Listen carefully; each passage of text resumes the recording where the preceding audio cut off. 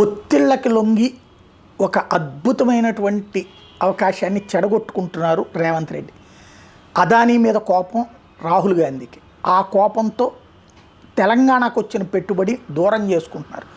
తెలంగాణలో 100 కోట్ల రూపాయలు ఉచితంగా స్కిల్ యూనివర్సిటీకి ఇచ్చిన దాన్ని వద్దని లేఖ రాశారు. అలాగే అదానీతో ఒప్పందాల రద్దు దిశగా అడుగులు వేస్తున్నారు.